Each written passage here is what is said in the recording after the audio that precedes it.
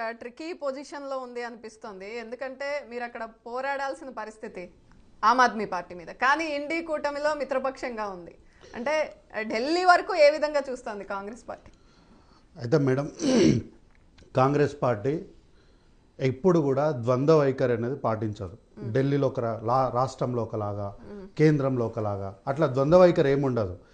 కూటమిలో ఉన్న నాయకత్వం అంతా కూడా వేరే వాళ్ళకు సపోర్ట్ చేస్తున్నారు. ఈరోజు కాంగ్రెస్ పార్టీ ఒంటరైనంత మాత్రాన కాంగ్రెస్ పార్టీ తప్పు అని మాత్రం ఒకవేళ ఎవరైనా అంటే దానికి మేము చేయగలిగింది ఏం లేదు.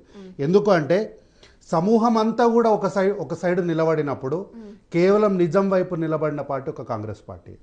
కొన్ని ఉదాహరణలు చెప్తా.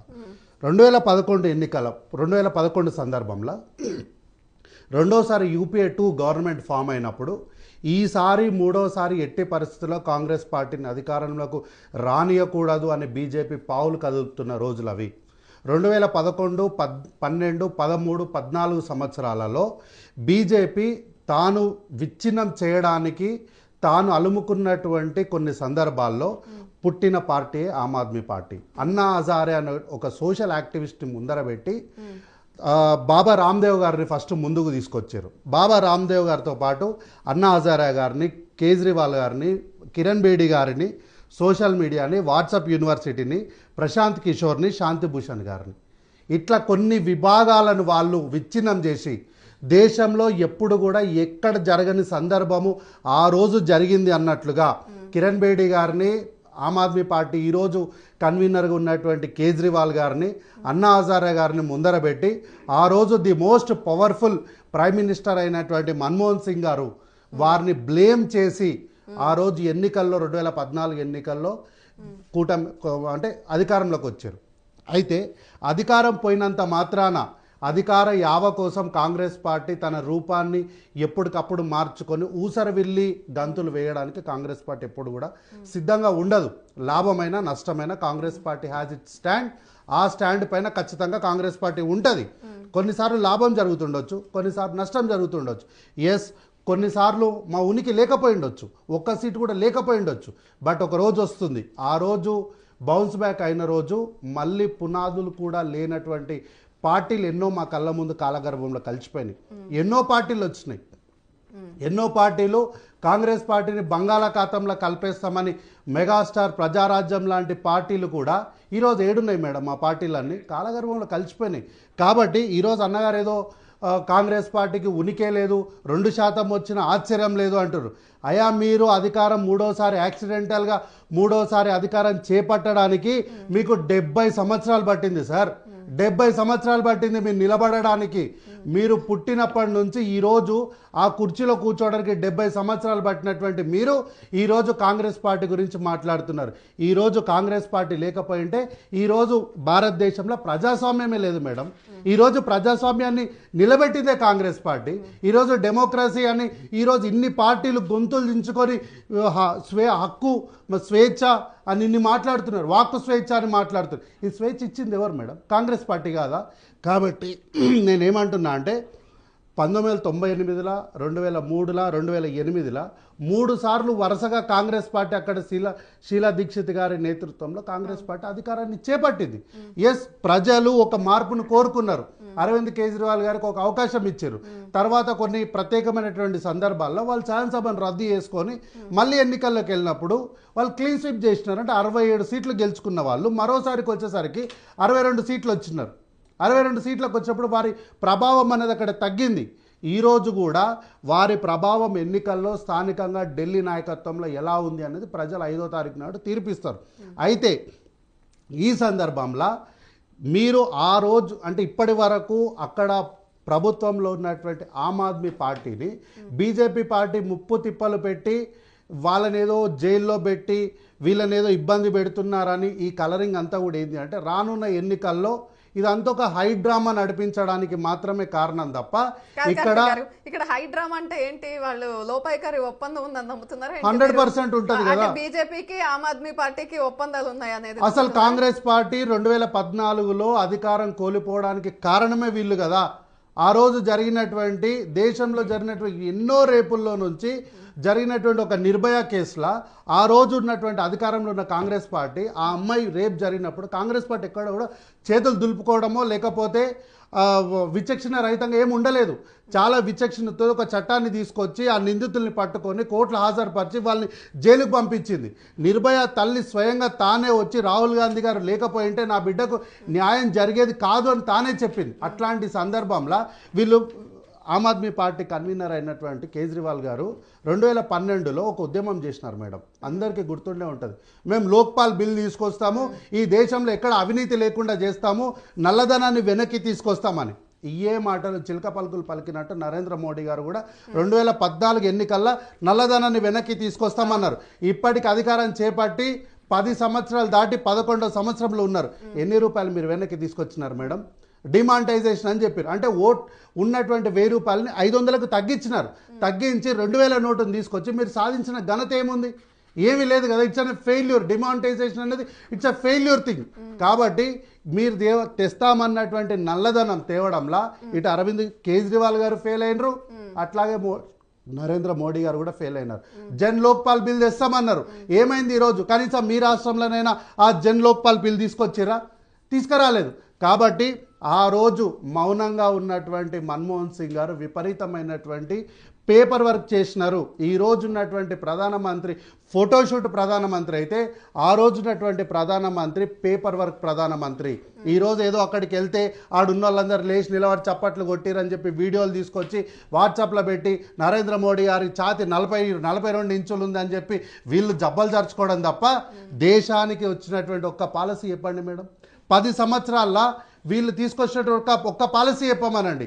కాంగ్రెస్ పార్టీ అధికారంలో ఉన్నప్పుడు 10 సంవత్సరాల అధికారంలో ఉంటే కోకొల్లలు పాలసీల గురించి చెప్పమంటే మనం గంట సేపు చర్చ పెట్టినప్పుడు సరిపోనన్ని పాలసీలు తీసుకొచ్చింది కాంగ్రెస్ పార్టీ. ఫుడ్ సెక్యూరిటీ ఎవరు మేడం తీసుకొచ్చింది? ఈరోజు వీళ్ళేదో మేము 6 కేజీల బియ్యం ఉచితంగా ఇస్తున్నాము, ఇది ఒక కేంద్ర ప్రభుత్వ స్కీమ్ అంటున్నారు. ఎవరు మేడం తీసుకొచ్చింది? ఫుడ్ సెక్యూరిటీ యాక్ట్ తీసుకొచ్చింది ఎవరు? మన్మోహన్ సింగ్ గారే తీసుకొచ్చినారు. ఈరోజు మనేగ్రా యాక్ట్ గురించి మాట్లాడతారు. మనేగ్రా యాక్ట్ తీసుకొచ్చింది ఎవరు మేడం? కాంగ్రెస్ పార్టీ కాదు. కాంగ్రెస్ పార్టీ కాదా? ఈరోజు రేవంత్ రెడ్డి గారు పోస్టర్ రిలీజ్ చేస్తే అంతకన్నా హీనం ఏముంది, అక్కడికి వచ్చింది అని అంటున్నారు. ఎందుకు మేడం? తెలంగాణ ప్రజలంటే తెలంగాణ ప్రజల మీద, తెలంగాణ ప్రాంతం మీద, తెలంగాణ రాష్ట్రం మీద ఎందుకు బీజేపీకి ఇంత చిన్న చూపు? ఎందుకు నరేంద్ర మోడీ గారు సాక్షాత్తు పార్లమెంట్లోనే తెలంగాణను అవమానించినటువంటి పరిస్థితుల్లో ఈరోజు ఇది ఒక హానర్. ఈ తెలంగాణ రాష్ట్రానికి చెందినటువంటి తెలంగాణ బిడ్డ, ఒక పాలమూరు బిడ్డని ఈరోజు ఢిల్లీ రాజకీయంలో, ఈ దేశ రాజధానిలో కాంగ్రెస్ పార్టీ, ఒక నేషనల్ పార్టీ పోస్టర్ రిలీజ్ చేయించింది అంటే తెలంగాణ ప్రాంతానికి దక్కిన గౌరవంగా ఎందుకు చూడరు మీరు? అంటే మీకు మొదటి నుంచి కూడా తెలంగాణ ప్రాంతమైనా, తెలంగాణ ప్రజలైనా, ముఖ్యంగా పాలమూరు ప్రజలంటే బీజేపీ పార్టీకి ఒక చిన్న చూపు. అందుకనే ఈరోజు తెలంగాణ ప్రాంతం నుంచి వచ్చినటువంటి రేవంత్ రెడ్డి గారిని మీరు మెచ్చుకోవాల్సింది పోయి అవమానిస్తున్నారు. ఎస్, ఒక అవకాశం వచ్చింది, మన తెలంగాణ బిడ్డకు ఒక అవకాశం వచ్చింది. పార్టీలకు అతీతంగా ప్రతి ఒక్కరు అభినందించాల్సింది పోయి కించపరుస్తారు. అవమానం ఎక్కడ జరిగిందంటే అవమానంగా మీరు ఏం ఫీల్ అవుతారు? ఇప్పుడు వీళ్ళు ఉండి మాట అన్నగారు ఉండి వారి ప్రభావం తక్కువ ఉండొచ్చు. ఎందుకు తక్కువ మేడం? ఢిల్లీలో ఉన్న ప్రజలు ఇక్కడున్న పాలనని చూసి ఓట్లేసే పరిస్థితి లేదని ఎందుకు లేదు మేడం? రేవంత్ రెడ్డి గారిని అవమానించిన ఎందుకు లేదు మేడం? ఎందుకు ప్రభావం లేదు? ఈ రోజు దేశంలో సార్ అనలిస్ట్ గారు కూడా ఆమ్ ఆద్మీ పార్టీతో కలిసి పనిచేస్తారు కాబట్టి వారు కాంగ్రెస్కు వ్యతిరేకంగా మాట్లాడడంలో పెద్ద ఆశ్చర్యం ఏం లేదు. కాబట్టి నేనేమంటున్నా, దేశంలో one of the most powerful సీఎంగా ర్యాంక్ అయినటువంటి కల్వకుంట్ల చంద్రశేఖరరావు గారిని దొంగచాటుకి ఏం చెప్పి మరి ఇంటికి పంపించినారు. ఈ ఎన్నికల్లో నిన్ను ఖచ్చితంగా ఓడగొడతాం, నిన్ను ఇంటికి పంపిస్తామని చెప్పి మరి ఓడగొట్టినటువంటి పరిస్థితుల్లో ఎందుకు ప్రభావం ఉండదు రేవంత్ రెడ్డి గారిది? ఎందుకు ప్రభావం ఉండదు మేడం? ఇచ్చిన 6 గ్యారంటీల హామీలల్లో, ఇచ్చిన 6 గ్యారంటీలల్లో ఏ గ్యారంటీని అమలు చేయలేదు? 2 కదా చేయనివి. ఒకటి మహిళలకు 2500 ఇవ్వలేదు, ఒకటి 4000 పెన్షన్ అడుగుతున్నారు. మీరంతే కదా. గత ప్రభుత్వం చేసినటువంటి కుంభకోణాల విషయంలో కొంత ఆర్థికపైనటువంటి క్రమశిక్షణ బేర్ చేసుకుంటూ అతి త్వరలో ఆ పాలసీలు 2 కూడా ఫుల్ఫిల్ చేస్తామని చెప్పినాము. ఒక 2 గ్యారంటీలు ఫుల్ఫిల్ చేయనంత మాత్రాన ప్రభుత్వం is not an a failure. ఎక్కడ మేడం కాంగ్రెస్ పార్టీకి యావరేజ్ మార్కులు పడ్డాయని ఇంతకుముందు అన్నగారు చెప్తున్నారు. ఎస్, ఈరోజు 51% అంటే కాంగ్రెస్ పార్టీకి 39 ఓట్ షేర్ ఉన్నప్పుడు 39 ఓట్ షేర్ నుంచి 51% ఓట్ అన్నప్పుడు it's an distinction only. It's an distinction only. Vote share గురించి మాట్లాడట్లేదు, మీకు వచ్చిన ఓట్ షేర్ గురించి డిస్కషన్ కాదు. ఖచ్చితంగా మీ పరిపాలన ఏ విధంగా ఉన్నది అనే దానికి ఆయన ఇచ్చిన మార్కులు. అదే అంటున్నా మేడం, ఇప్పుడు పరిపాలన ఏ విధంగా ఉంటే ఇక్కడ ఉన్నటువంటి డిజాస్ట్రల్ గవర్నమెంట్ ఉన్నప్పుడు ఫైనాన్స్ అనేది పూర్తిగా డిజాస్టర్ అయినటువంటి సందర్భంలో కాంగ్రెస్ పార్టీ వచ్చి ఇక్కడ ఉన్నటువంటి ఆర్థిక పరమైనటువంటి అంశాలన్నిటిని కూడా క్రోడీకరించుకొని ఆర్థిక క్రమశిక్షణతోని ఎన్ని ఇబ్బందులు ఉన్నప్పటికీ కూడా అన్ని ఇబ్బందులను సమీకరించి ప్రజలకు ఏవైతే హామీ ఇచ్చిందో ఆ హామీలను నెరవేర్చినటువంటి ప్రభుత్వం కాంగ్రెస్ పార్టీ ప్రజాప్రభుత్వం ఇక్కడ. కాబట్టి వీళ్ళేదో మహారాష్ట్రలో మీరు ఓడిపోలేదా అని అంటారు. మేడం, ఇదే మహారాష్ట్ర ఎన్నికలు జరిగినప్పుడు ఇదే వేదికలో మనమే మాట్లాడుతున్నాము. ఆ రోజు ఎన్నికల నంబర్స్ చేంజ్ అయ్యేటప్పుడు మధ్యలో కొన్ని గంటల సేపు అక్కడ నంబర్ చేంజ్ అవ్వలేదు. ఎందుకు చేంజ్ అవ్వలేదు మేడం? అదే పార్లమెంట్ ఎన్నికల్లోకి వచ్చినప్పుడు మీరు కేంద్రంలో అధికారంలో ఉన్నారు కదా, కానీ మహారాష్ట్ర ప్రజలు మీరు కేంద్రంలో అధికారంలో ఉండడానికి బీజేపీ పార్టీని ఒప్పుకోలేదు. ఆ రోజు కాంగ్రెస్ పార్టీ అత్యధికమైనటువంటి సీట్లు గెలిచింది మహారాష్ట్రలో. కేవలం మీరు సెంట్రల్లో అధికారంలో ఉన్నారు కాబట్టి కొన్ని గంటల సేపు స్కోర్ బోర్డ్ నంబర్ బోర్డు మీద నంబర్ చేంజ్ అవ్వలేదు. ఆ కొన్ని గంటల ఏం జరిగింది అనేటువంటి ఇన్వెస్టిగేషన్ కోసం 100% మేడం, ఆ రోజు 100% మేడం, ఇదే వేదిక పైన ఇక్కడ కూర్చున్నప్పుడే పక్కన ఆ రోజు బీజేపీ నాయకులు రవీందర్ రెడ్డి గారు కూర్చున్నారు, మనమే చర్చలో కూర్చున్నాం. ఆ రోజు కూడా నేను ఇదే మాట చెప్పిన, ఇది నిటార్న బీజేపీ పార్టీ మహారాష్ట్ర ప్రజల్ని మోసం చేస్తుంది అన్న ప్రశ్నకు మీరేసిన ప్రశ్నకి నేనే సమాధానం చెప్పిన. ఆల్రెడీ సిట్టింగ్ ఉన్న సీఎం ఎవరైతే ఉన్నారో షిండే గారు, వారి ప్రజల దగ్గరికి వెళ్ళి మీ ముఖ్యమంత్రి శివసేన నుంచి ఉన్నటువంటి ముఖ్యమంత్రి మళ్ళీ ముఖ్యమంత్రి అవుతారని చెప్పినారు. అట్లాగే ఫడ్నవీస్ గారి వర్గం దగ్గరికి వెళ్ళి మళ్ళీ మీ వర్గానికి ఇక్కడ అధికారం రాబోతుంది కాబట్టి మీరు బీజేపీతో నిలబడండి అని చెప్పినారు. అట్లాగే ఇంకొక పార్టీ ఎన్సీపీ పార్టీ దగ్గరికి వెళ్ళి మీకు ఇప్పుడు ముఖ్యమంత్రి అవ్వే అవకాశం వచ్చింది కాబట్టి మీ అభ్యర్థితో నిలబడండి అన్నప్పుడు నేను చెప్పిన, ఖచ్చితంగా బీజేపీ పార్టీ మహారాష్ట్ర ప్రజల్ని మోసం చేయబోతున్నారు, ఖచ్చితంగా షిండే గారిని ఎన్సీపీ పార్టీని మోసం చేస్తారని చెప్పిన. నేను చెప్పిన మాట నిజం చేస్తూ ఫడ్నవీస్ గారికి ముఖ్యమంత్రి పదవి కట్టబెట్టారు. షిండే గారి పరిస్థితి ఏంటో ఈ రోజుకు తేల్చలేదు, ఎన్సీపీ పరిస్థితి ఏంటో ఈ రోజుకు తేల్చలేదు. కాబట్టి బీజేపీ పార్టీ అంటేనే మోసం, కాంగ్రెస్ పార్టీ అట్లుండదు మేడం. ఎస్, ఈ రోజు ఇండియా కూటమిలో ఉన్నటువంటి పార్టీలందరూ కూడా మాకు వ్యతిరేకంగా ఆమ్ ఆద్మీ పార్టీకి సపోర్ట్ చేస్తుండొచ్చు. అట్లా అని చెప్పేసి అబద్ధం పక్కన పోయి కాంగ్రెస్ పార్టీ నిలబడదు. కష్టమైనా నష్టమైనా రాహుల్ గాంధీ గారు ఎప్పుడు భారత్ జోడో ఒక మాట చెప్పినారు, ప్రభుత్వం గెలిచినా ప్రభుత్వం వచ్చినా రాకపోయినా మనం నిజం పక్కనే నిలబడదాం, ఓడిపోయినా సరే నిజం పక్కనే నిలబడదామని చెప్పారు. మేడం, 2024 కన్నా ముందు పార్లమెంట్లో కాంగ్రెస్ పార్టీ పరిస్థితి ఏంది మేడం? కనీసం ప్రధాన ప్రతిపక్షం విడిచిపెట్టండి, విపక్ష హోదా లేని సందర్భంలో నుంచి ఈ రోజు ఒంటరిగా 104 సీట్లకు పార్లమెంట్లో కాంగ్రెస్ పార్టీ ప్రాతినిధ్యం వహిస్తూ ఈ రోజు ఈ రాష్ట్రంలో పసుపు బోర్డు వచ్చిందంటే కాంగ్రెస్ పార్టీ యొక్క పోరాటం వల్లనే. అట్లా ఈ రోజు అనేకమైనటువంటి పాలసీలు వస్తున్నాయి కూడా కేవలం లీడర్ ఆఫ్ అపోజిషన్. 100% మేడం, 100% ఉంటుంది. 100% leader of opposition Rahul Gandhi గారు ఉన్నారు కాబట్టి ఈ రోజు చాలా విషయాలు, చాలా పాలసీలు ముందుకు తీసుకొచ్చే ప్రయత్నం చేస్తున్నారు. కేబినెట్ మీటింగ్లు అవుతున్నాయి తప్ప, అంతేగాని ఈరోజు బీజేపీ పార్టీ దేశానికి చేసింది ఏమీ లేదు అన్న విషయాన్ని ఈ ఢిల్లీలోని ప్రజలు కనీసం ఈ ఎన్నికల్లోనైనా గుర్తిస్తారని నేను అనుకుంటున్నా. గుర్తించకపోతే అది వాళ్ళ దురదృష్టం. అవకాశం కాంగ్రెస్ పార్టీకి ఇయ్యనంత మాత్రాన ప్రజలు తిరస్కరించడం లేదు.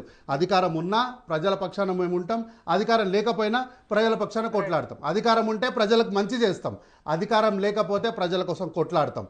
అంతేగాని కాంగ్రెస్ పార్టీ ఎప్పుడు కూడా డబుల్ స్టాండ్ అనేది ఏముండదు. ఒక్క విషయం చివరి ఒక్క మాట ఏంది అంటే, కాంగ్రెస్ పార్టీ ఎప్పుడైనా సరే తనను తాను కాపాడుకుంటూ తనను నమ్ముకున్న వాళ్ళని కూడా కాపాడుకోవడమే కాంగ్రెస్ పార్టీ లక్షణం. అందుకే ఈరోజు ఇన్ని ప్రాంతీయ పార్టీలు రావడానికి కారణం కాంగ్రెస్ పార్టీయే. ఈరోజు తృణమూల్ కాంగ్రెస్ దీది గురించి చాలామంది మాట్లాడతారు. ఎవరు మేడం దీది? కాంగ్రెస్ పార్టీ నాయకురాలు కాదా? కల్వకుంట్ల చంద్రశేఖరరావు గారు కాంగ్రెస్ పార్టీ కాదా? శరద్ పవార్ గారు కాంగ్రెస్ పార్టీ కాదా? కాంగ్రెస్ పార్టీ ఆ యొక్క స్వేచ్ఛనిచ్చింది కాబట్టే ఈరోజు ఇన్ని ప్రాంతీయ పార్టీలు వచ్చినాయి. మీరు జమిలీ ఎన్నికలను తీసుకొచ్చి ప్రాంతీయ పార్టీలను అమాంతం మింగేసి వారిపైన అజమాయిషి చెలాయించాలని చూస్తున్నటువంటి బీజేపీ పార్టీ పక్షాన నిలబడతారా, లేకపోతే చిన్న పార్టీలను కింద ఉన్నటువంటి నాయకత్వాన్ని క్యాడర్ని లీడర్లుగా మార్చినటువంటి కాంగ్రెస్ పార్టీ పక్షాన నిలబడతారా? ఢిల్లీ ప్రజలు ఈ ఎన్నికల్లో వాళ్ళే తేల్చుకోవాలి. ప్రచారం చేయడం మా బాధ్యత, మేము చేస్తాం. ఎవరిని నిర్ణయించు